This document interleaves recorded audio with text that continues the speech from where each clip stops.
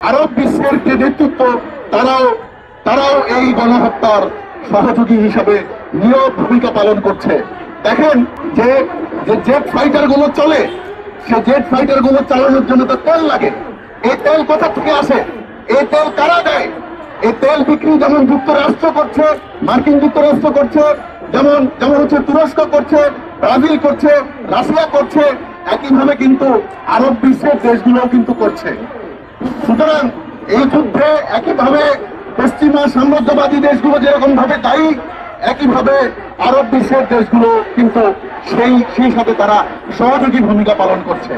এখন এই যুদ্ধে যখন আমরা দেখছি, এই যুদ্ধ শুরু হওয়ার পর থেকে যখন হচ্ছে ফিলিস্তিনি জনগণের মৃতদেহের সংখ্যা বাড়ছে, যখন নারী ও শিশুদের পরিসংখ্যান হয়ে যাওয়া বাড়ছে, তখন আমরা দেখছি যে মার্কিন যুক্তরাষ্ট্রের লকহিড মার্টিন কিংবা বোয়িং কোম্পানির শেয়ারের দাম তরতর করে বাড়ছে। শেয়ারের দাম তরতর করে বাড়ছে নানা ধরনের প্রযুক্তি কোম্পানি, যার মধ্যে রয়েছে অ্যামাজন, গুগল, ফেসবুক এবং অন্যান্য।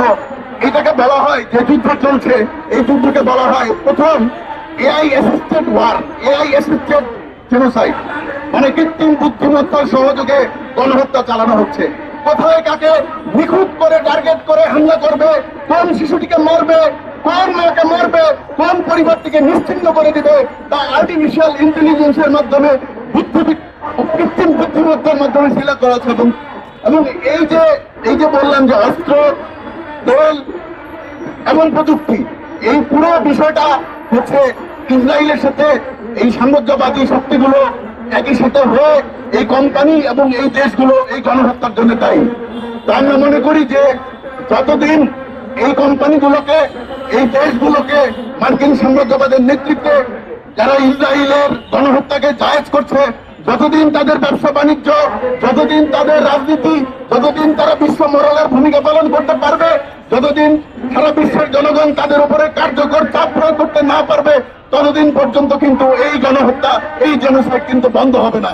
ফলে সেই জেনোসাইড বন্ধ হওয়ার জন্য আজকে সারা দুনিয়ার সাথে আজকে বাংলাদেশের মানুষ, আমরা সবাই এখানে রাস্তায় নেমে এসেছে।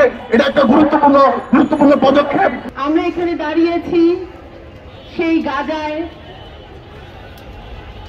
আমরা বলবো হত্যাযজ্ঞ চলছে তার প্রতিবাদে, এবং আমরা আমাদের এই বর্তমান যে সরকার আছেন তাকে আমরা অনুরোধ করব যে মার্কিন যুক্তরাষ্ট্রের এবং এই সকল দোসর কেউ যেন বাংলাদেশের কোন রকম সহায়তা আমরা যেন তাদেরকে না দেই।